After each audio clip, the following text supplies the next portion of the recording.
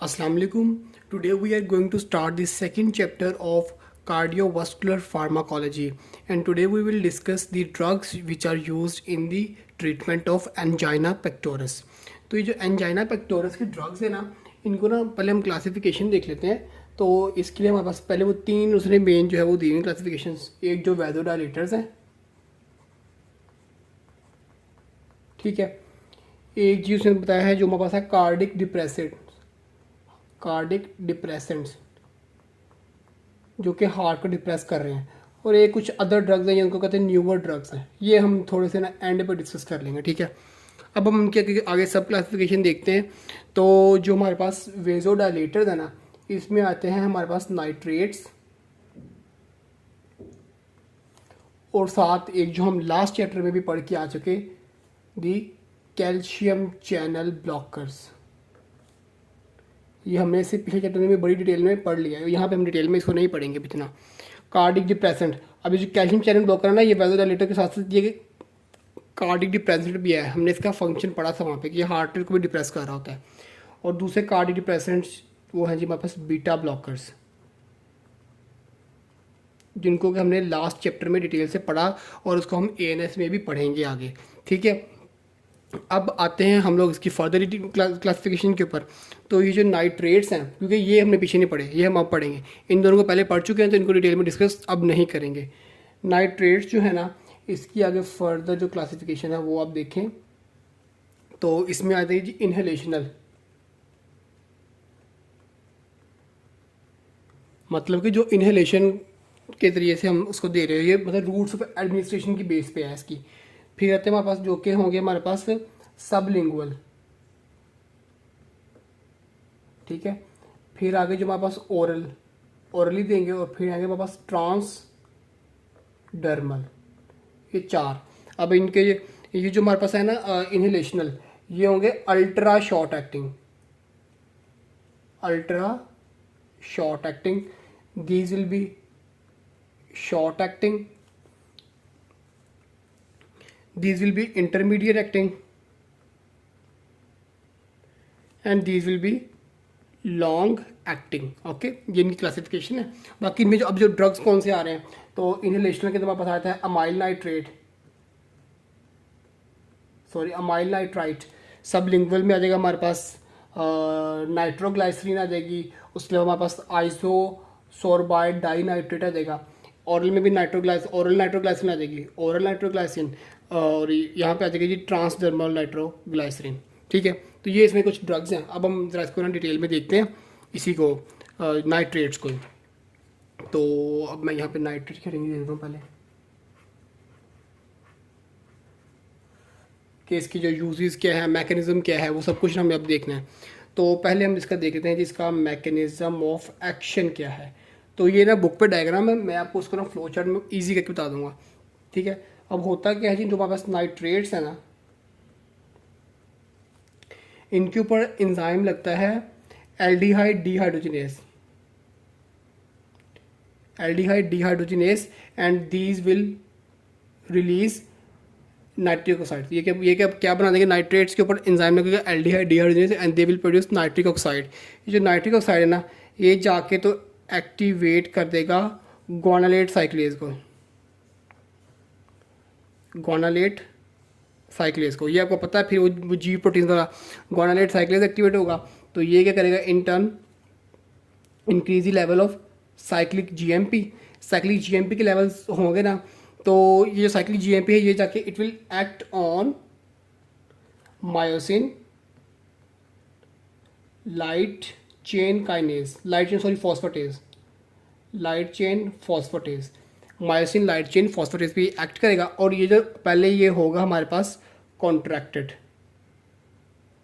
लेकिन जैसे ही इसके ऊपर साइक्लिक जीएमपी एक्ट करेगा तो इसकी हो जाएगी फॉस्फोराइलेशन होगी इसकी, और ये हमारे पास आ जाएगा रिलैक्स फॉर्म में, ठीक है. अब ये कॉन्ट्रैक्ट से रिलैक्स हुआ, ये रिलैक्स हुआ तो हमारे पास क्या हो जाएगा जी, स्मूथ मसल रिलैक्सेशन. तो ये है सारा हमारे पास मैकेनिज्म नाइट्रेट्स का. ये बड़ा इजी सा मैकेनिज्म है, आप इसको याद कर लें, और ये इंपॉर्टेंट भी है. अब हम नेक्स्ट देखते हैं इसके कि ये जो हमारे पास था नाइट्रेट्स के इफ़ेक्ट्स क्या हैं. ठीक है। अब इसके हम इफेक्ट्स को देख लेते हैं। तो उसके लिए मेरे पास बड़ा इजी सा निमोनिक है हमारे पास, नो VCR। अब वो कैसे, एन से तो हमारे पास आ गया ना नाइट्रोग्लाइसरीन या नाइट्रेट, आप इसको ले लें, ठीक है। ओ से क्या है जी कि they will decrease oxygen requirements. अच्छा, ये जितने भी एंजाइना यूज और ड्रग है ना, इनका काम ये या तो ऑक्सीजन की रिक्वायरमेंट को कम कर देंगे या ऑक्सीजन की यूटिलाइजेशन को कम कर देंगे, ठीक है, ताकि वो उसको नॉर्मलाइज कर सकें, ठीक है। अब ये ओ से क्या है कि decrease oxygen requirements, this we for venodilation. ये बड़ा इंपॉर्टेंट पॉइंट है कि वीनोडाइलेशन कौन कर रहा है, तो वो नाइट्रेट्स, हमें यहाँ से वी से याद रखना है।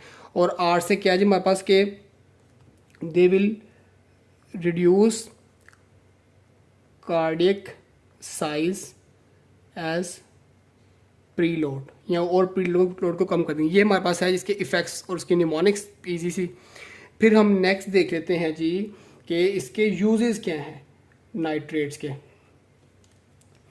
तो यूजेस में अब हमारे पास उसके लिए भी एक बड़ी इजी निमोनिक है, अ मैन हैज़ स्पैज्म, ठीक है। अब ये कैसे, इसका निमोनिक्स ए से हमारे पास आ जाएगा जी एक्यूट एंजाइना पेक्टोरिस। एम से आ जाएगा हमारे पास मायोकार्डियल इन्फेक्शन। एच से आ जाएगा हमारे पास हाइपोटेंशन, कि इसको हाइपोटेंशन में हम यूज़ कर सकते हैं। और एस से आ जाएगा हम इसको कोरोनरी आर्टरी के स्पैज्म में, कोरोनरी आर्टरी स्पैज्म। तो ये इसके 4 यूजेस हैं, आपने इजी सही तरीके से इसको याद कर लेना है। अब बातें हैं जी इसके साइड इफ़ेक्ट्स या इसकी टॉक्सिसिटी, साइड इफ़ेक्ट्स। तो इसके जो साइड इफ़ेक्ट्स के लिए अब इजी सी वो भी निमोनिक है हमारे पास, टॉम एंड जेरी सब देखते होंगे, टॉम TOM, लेकिन टी को 2 दफ़ा आपने काउंट कर लेना है। अब वो कैसे, पहले टी से होगा हमारे पास टैकीकार्डिया, ये टैकीकार्डिया होगा बैरोरिसेप्टर रिफ्लेक्स से, ये अपनी बात की नोट रखनी है। दूसरे टी से होगा हमारे पास थ्रॉबिंग हेडेक,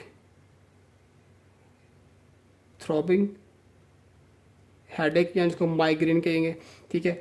ओ से आएगा हमारे पास ऑर्थोस्टैटिक हाइपोटेंशन,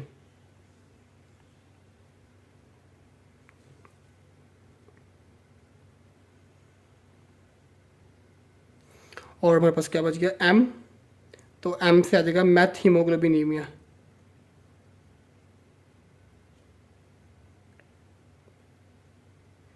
तो ये इसके टॉक्सिक इफेक्ट्स हैं। ये नाइट्रेट हम यहीं पे याद कर रहे हैं ना, इसलिए अब नेक्स्ट चैप्टर में आएगा तब हम इसको डिटेल में नहीं पढ़ेंगे, क्योंकि हम इसको यहाँ पे सारा कुछ कर लिया नाइट्रेट्स का। अब जो है वो इसके एक चीज़ रहेगी नाइट्रेट्स की, और वो है जी इसके इंटरेक्शंस, कि ये किन बाकी ड्रग्स से कैसे इंटरेक्ट करता है, ये भी इसी का पार्ट ही है, ठीक है। तो वो इसमें इंटरेक्शन में हमारे पास पहले दिए हुए इसने सिल्डेनाफिल के साथ, तो वो कैसे है जी कि इसको हम यूज़ करेंगे, यूज़ इन इरेक्टाइल डिसफंक्शन। अब ये इरेक्टाइल डिसफंक्शन में क्यों यूज़ करेंगे, क्योंकि ये जो है ना हमारे पास जब ये नाइट्रेट और सिल्डेनाफिल होंगे, अब ये जो सिल्डेनाफिल का काम क्या है कि they will inhibit the breakdown of cyclic GMP। अब जब सिल्डेनाफिल साइक्लिक GMP की ब्रेकडाउन को इनहिबिट करेंगे, ठीक है, तो क्या होगा, साइक्लिक GMP के लेवल्स साइक्लिक GMP के लेवल्स ज़्यादा हुए तो स्मूथ मसल्स रिलैक्स हुए, तो जो हमारे पास जो ब्लड सप्लाई है वो इंक्रीज़ हो जाएगी जेनिटल ऑर्गन को, जिसकी जो कि हमारे पास ट्रीटमेंट होगा किसका, इरेक्टाइल डिसफंक्शन का। ये इस तरीके से काम कर रहे होते हैं। सेकेंडली कि ये जो हमने बताया है ना कि ये साइक्लिक GMP के ब्रेकडाउन को इनहिबिट करेंगे, तो वो इनहिबिट कैसे करते हैं, they inhibited by inhibiting the phosphodiester isoform. वो हमारे पास लिखी हुई है PDE5 को, इसको इनहिबिट करते हैं, ताकि साइक्लिक GMP का ब्रेकडाउन ना हो, उसके लेवल्स इंक्रीज़ हो, वो जाके स्मूथ मसल को रिलैक्स करवाए और वहाँ ब्लड सप्लाई ज़्यादा हो जाए। तो ये इसका एक इंट्रैक्शन है। अच्छा, एक ना इसका हमें दिया है साइनाइड के अंदर, साइनाइड पॉइजनिंग। अब ये ज़रा थोड़ा सा अनरिलेटेड पॉइंट मैं बताता हूँ। अब साइनाइड पॉइजनिंग में एक्चुअली होता पता क्या है, साइनाइड जो है वो मिलता है with the iron of cytochrome P450 के आयरन से मिल गया। अब ये इसने इसके आयरन को पकड़ लिया साइनाइड ने, तो क्या होगा हमारे पास ऑक्सीडेटिव मेटाबॉलिज्म जो है वो सारा ब्लॉक बंद हो गया। अब फिर इसमें हम क्या करेंगे इसके ट्रीटमेंट के लिए, वो हम देंगे नाइट्राइड्स। अब ये भी इसका इंट्रैक्शन है वो। अब होगा क्या, नाइट्राइड्स क्या करेंगे, ये जो है दे विल एक्चुअली ना ऑक्सीडाइज करेंगे हीमोग्लोबिन को। किसमें, हीमोग्लोबिन को ऑक्सीडाइज करके तो वो बना देगा हमारे पास मैथ हीमोग्लोबिन। अब जब बनेगा ना मैथ हीमोग्लोबिन, तो सीन क्या है कि जो साइनाइड है ना, ये जो साइनाइड था ये आगे बाइंड करेगा इसके साथ, साइनाइड बाइंड कर लेगा मैथ हीमोग्लोबिन के साथ, और ये इस आयरन को रिलीज़ कर देगा, और ये आयरन जो है वो वापस जाके तो ऑक्सीडेटिव मेटाबॉलिज्म को स्टार्ट करा देगी। तो ये इसके 3 इंट्रैक्शन, ये अपने बुक से पढ़ लेने, आपको अच्छे समझ आ जाएंगे। अच्छा, हम अब जो है वो बाकियों को देखते हैं। अच्छा, एक और पॉइंट, साइनाइड की पॉइजनिंग के अंदर हम लोग कैसे ट्रीटमेंट की उसने बताया कि जो एक स्ट्रेटजी है ना वो ये है कि पहले इसको जरा फ़ौरन से दो आप जो इनहेलेशनल अमाइल नाइट्रेट जो था, तो क्योंकि ये रैपिडली एक्टिंग है, ठीक है। इसके बाद जो है आप उसको दो आईवी में सोडियम नाइट्राइट दे दो, ठीक है। और फिर लास्ट पे लिखा हुआ कि हम उसको साथ में आईवी में सोडियम थायोसल्फेट भी दे सकते हैं। तो ये इसने इसकी ट्रीटमेंट स्ट्रेटजी बताइए, वो आप लोगों ने देख लेनी है। अच्छा, अब जो है वो हम लोग ना बाकी टॉपिक्स को देखते हैं। तो उसमें हमारे पास ये देखें, ये था कैल्शियम चैनल ब्लॉकर, ये हम पीछे पढ़ के आ चुके हैं। विरापामिल है, डिल्टेजियम है, निफिडिपिन है, सब कुछ पीछे नाम आप लोग लास्ट चैप्टर में पढ़ लिए इसके। यहाँ पे आपको जो पता होने वाली बात है वो ये है कि इसको हम ना एंजाइना ऑफ एफर्ट प्लस वेजोस्पास्टिक दोनों में दे रहे होते हैं, ठीक है। इसमें बाकी कैल्शियम चैनल ब्लॉकर के यूजेस भी मैंने आपको लास्ट चैप्टर में पढ़ा दिए, टॉक्सिसिटी भी पढ़ा दी, इफेक्ट्स भी पढ़ा दिए विद निमोनिक्स, वो आप पिछली वीडियो देख भी सकते हैं। अच्छा, अब आते हैं बीटा ब्लॉकर्स, तो ये भी हमने लास्ट में पढ़े थे, इसके यूजेस, इसकी टॉक्सिसिटी सब कुछ मैंने आपको बता दिया था। लेकिन इसमें जो अपनी नई बात याद रखनी है वो है कि इसको हम लोग सिर्फ देते हैं जी एंजाइना ऑफ एफर्ट देते हैं, वैजोस्पास्टिक में नहीं देते, वैजोस्पास्टिक में नहीं देते। और सेकेंडली इसको ना हम देते हैं विद नाइट्रेट्स, ताकि नाइट्रेट के जो टॉक्सिक इफेक्ट नहीं, टैकीकार्डिया वाले टॉक्सिक इफेक्ट्स हैं, इनको कम करने के लिए। ये भी आपको पता नहीं, वो हम बीटा ब्लॉकर्स देंगे। अच्छा, अब जो लास्ट में थे ना ये न्यूअर ड्रग्स मैंने आपसे कहा था, तो न्यूअर में हमारे पास ना एक है ड्रग रोनालाजीन।